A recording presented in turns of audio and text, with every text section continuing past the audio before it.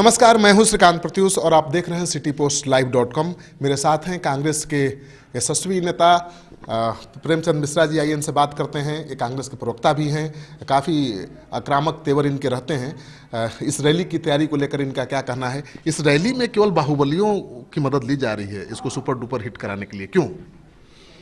यह तो विपक्षी दलों का आरोप है। रैली, आम सभा, शादी ब्याह, यज्ञ ऐसे बड़े आयोजन होते हैं जिसमें आप देखेंगे कि बहुत सारे ऐसे लोग भी आपको हाथ बटाते हैं जो सीधे तौर पे आपसे जुड़े नहीं होते हैं। उनको लगता है कि नेक काम है, चलो हाथ बटाओ। तो बिहार में जो राजनीतिक परिस्थितियां हैं, बड़े पैमाने पर लोगों को नीतीश कुमार और नरेंद्र मोदी से नाराजगी है।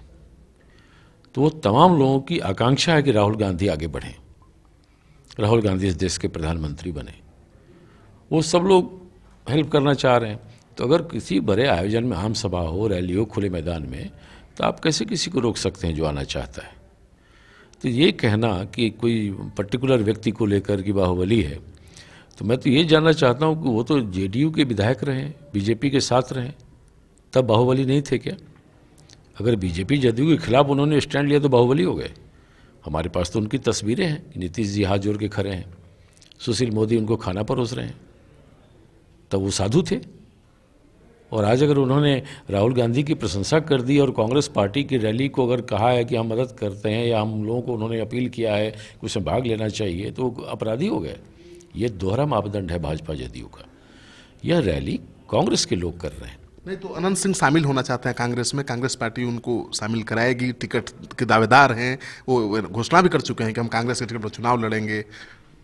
आप समझ जाइए लोगों को क्या उत्साह है, क्या जोश है। जो लोग मेरे पार्टी के मेंबर भी नहीं बने हैं, उनको भी लगता है कि कांग्रेस से लड़ेंगे तो अच्छा होगा।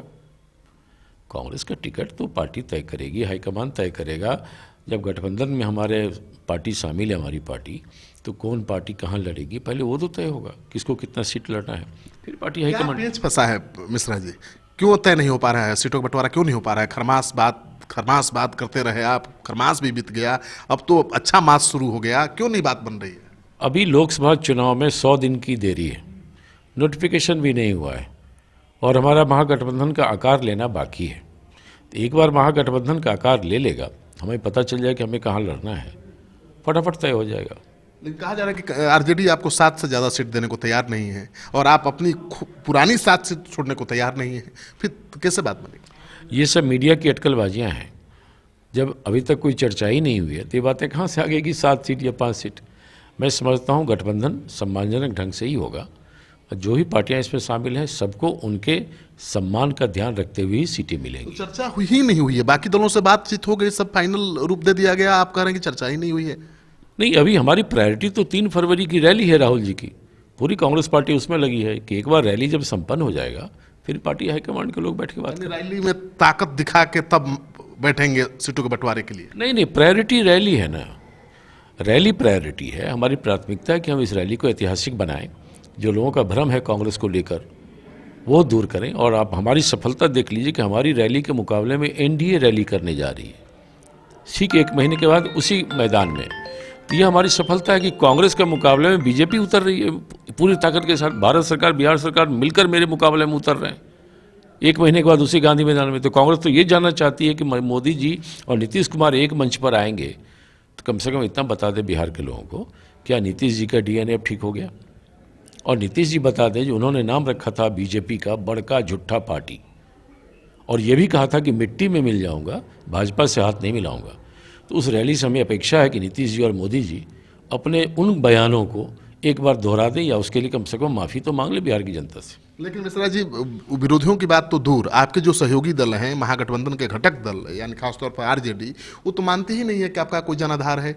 वो उसका नेताओं का कहना है कि आप तो उसके वोट बैंक पर पार लगेंगे, फिर क्यों मांग रहे हैं 20 सीट? हमारे सभी गठबंधन साथियों को पता है कि कांग्रेस पार्टी क्या है। वो सभी हमारे पुराने सहयोगी हैं, हमारे लिए महत्वपूर्ण हैं। जैसे मैं उनको जानता हूं, वो भी मुझे जानते हैं। अपर कास्ट के लिए जो रिजर्वेशन की योजना आई है, उससे नहीं लगता है कि आपको नुकसान हुआ है? बीजेपी से फिर जो सवर्ण नाराज थे अब मान गए हैं। ये सवर्णों के लिए आरक्षण हुआ है क्या? वही तो हम जनता को बताने जा रहे हैं कि ये सामान्य वर्ग के आर्थिक रूप से पिछड़े 68 करोड़ लोगों के लिए हुआ है।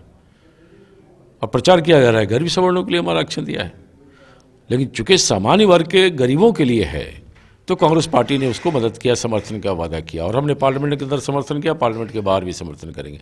गरीबों के हक में जो भी चीज़ें होंगी हम उसके पक्ष में खड़े होंगे। लेकिन बीजेपी जिस तरह से सिर्फ गरीब सवर्णों का प्रचार कर रही है, यह एक प्रकार का धोखा है। अच्छा, ये बताइए, आज का बजट जो आया है कैसा है?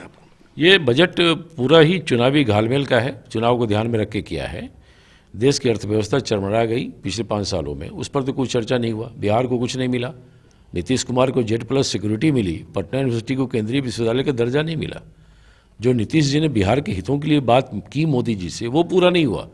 नीतीश जी की व्यक्तिगत जरूरतें जरूर मोदी ने पूरा कर दी, दिल्ली में बंगला भी दे दिया, Z+ सिक्योरिटी दे दिया, लेकिन पटना यूनिवर्सिटी को केंद्रीय विश्वविद्यालय का दर्जा नहीं दिया।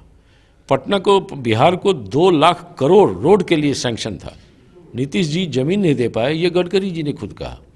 ये डबल इंजन की सरकार है कि क्या है? ये तो इसका ये सरकार डिरेल हो गई है। लेकिन बजट तो लोग लुभावन है ना, आप भी मानते हैं ना? नहीं, लुभाने की कोशिश की गई है, चूंकि नरेंद्र मोदी को अब लोग पहचान गए हैं। वो जानते हैं कि जुमलाबाजी की एक अंतिम श्रृंखला है और इस तरह के जुमलों से कोई लाभ नहीं होने वाला है।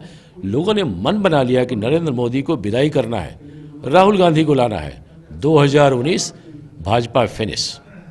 तो आपने सुन लिया, 2019 भाजपा फिनिश, यानी बीजेपी कह रही थी कांग्रेस मुक्त भारत बनाने की बात, कांग्रेस मुक्त संसद बनाने की बात, अब कांग्रेस कह रही है भाजपा विहीन भारत और संसद बनाने की बात। आपको प्रेमचंद मिश्रा जी के दावे में दम दिखे तो इस वीडियो को खूब शेयर करिए। अगर आपने अब तक हमारा यूट्यूब चैनल सब्सक्राइब नहीं किया है तो जरूर कर लीजिए।